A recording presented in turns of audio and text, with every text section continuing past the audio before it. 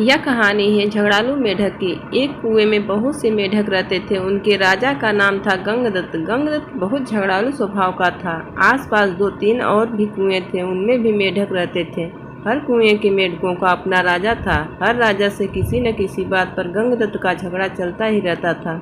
वह अपनी मूर्खता से कोई गलत काम करने लगता और बुद्धिमान मेढक रोकने की कोशिश करता तो मौका मिलते ही अपने पाले गुंडे मेढकों से पिटवा देता। कुएं के मेढकों में भीतर गंगदत्त के प्रति क्रोध बढ़ता जा रहा था। घर में भी झगड़ों से चैन न था। अपनी हर मुसीबत के लिए दोष देता। एक दिन गंगदत्त पड़ोसी मेढक राजा से खूब झगड़ा किया।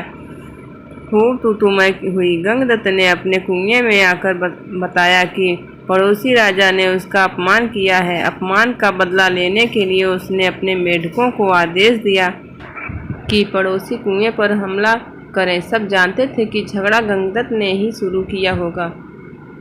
कुछ सियाने मेढकों तथा बुद्धिमान ने एकजुट होकर एक स्वर में कहा, राजन, पड़ोसी कुएं में हमारे दुगने मेढक हैं। वे स्वस्थ व हमसे अधिक ताकतवर हैं। हम यह लड़ाई नहीं लड़ेंगे। गंगदत्त सन्न रह गया और बुरी तरह तिलमिला गया।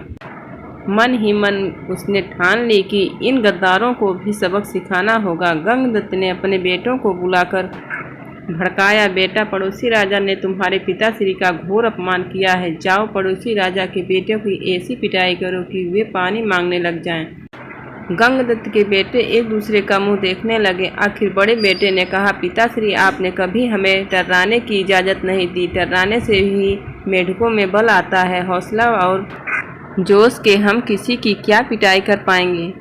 अब गंगदत्त सबसे चिढ़ गया। एक दिन वह कूढ़ता हुआ और बड़बड़ाता कुएं से बाहर निकल इधर उधर घूमने लगा। उसे एक भयानक नाग पास ही बने अपने बिल में घुसता नजर आया। उसकी आंखें चमकी और अपने दुश्मन बन गए हो तो दुश्मन को अपना बनाना चाहिए, यह सोचकर वह बिल के पास जाकर बोला, नागदेव, मेरा प्रणाम। नागदेव फुफकारा, अरे मेढक, मैं तुम्हारा बैरी हूँ, तुम्हें खा जाता हूँ और तू मेरे बिल के आगे आकर मुझसे आवाज़ दे रहा है। गंगदत्त डर रहा है। हे नाग, कभी कभी शत्रुओं से ज़्यादा अपने दुख देने लगते हैं। मेरा अपनी जाति वाले और सगों ने इतना घोर अपमान किया है कि उन्हें सबक सिखाने के लिए मुझे तुम जैसे शत्रु के पास सहायता मांगने आना पड़ा है। तुम मेरी दोस्ती स्वीकार करो और मज़े करो। नाग ने बिल से अपना सिर बाहर निकाला और बोला, मज़े? कैसे मज़े? गंगदत्त ने कहा, मैं तुम्हें इतने मेढक खिलाऊंगा कि तुम मोटाते मोटाते अजगर बन जाओगे। नाग ने शंका व्यक्त की, पानी में मैं जा नहीं सकता, कैसे पकड़ूंगा मेढक? गंगदत्त ने ताली बजाई, नाग भाई, यही तो मेरी दोस्ती तुम्हारे काम आएगी। मैंने पड़ोसी राजाओं के कुएं पर अपने नज़र रखने के लिए अपने जासूस मेढकों से गुप्त सुरंगें खुदवा रखी है। हर कुएं तक उनका रास्ता जाता है। सुरंगें जहाँ मिलती हैं वहाँ एक कक्ष है। तुम वहाँ रहना और जिस जिस मेढक को खाने के लिए कहूँ उन्हें खाते जाना।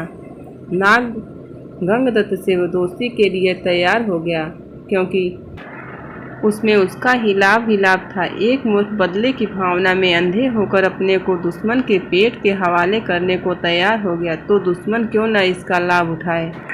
नाग गंगदत्त के साथ सुरंग कक्ष में जाकर बैठ गया। गंगदत्त ने पहले सारे पड़ोसी मेढक राजाओं और उनकी प्रजाओं को खाने के लिए कहा।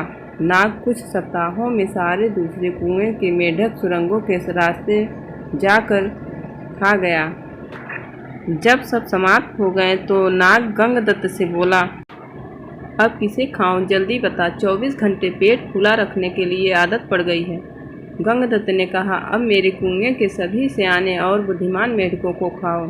वह खाए जा चुके थे तो प्रजा की बारी आई। गंगदत्त ने सोचा, प्रजा की ऐसी तैसी हर समय कुछ न कुछ शिकायत करती रहती है। उनको खाने के बाद नाग ने खाना मांगा तो गंगदत्त बोला, नाग मित्र, अब केवल मेरा कुनबा और मेरे मित्र बचे हैं। खेल खत्म और मेढक हजम।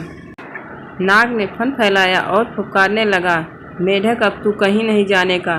तू अब खाने का इंतजाम कर, वरना। गंगदत्त की बोलती बंद हो गई। उसने नाग को अपने मित्र खिलाए, फिर उसके बेटे नाग के पेट में गए। गंगदत्त ने सोचा कि मैं अब मेढकी जिंदा रहे तो बेटे और पैदा कर लेंगे। बेटे खाने के बाद नाक पुकारा और बोला, खाना कहाँ है? गंगदत्त ने डरकर मेढकी की ओर इशारा किया। गंगदत्त ने स्वयं के मन को समझाया, चलो बूढ़ी मेढकी से छुटकारा मिला, नई जवान मेढकी से विवाह कर नया संसार बसाऊंगा। मेढकी को खाने के बाद नाग ने मुंह फाड़ा और बोला, और खाना?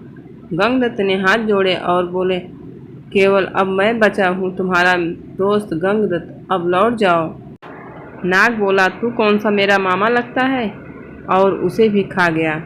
सीख, अपनों से बदला लेने के लिए जो शत्रुओं का साथ लेता है उसका अंत निश्चित है।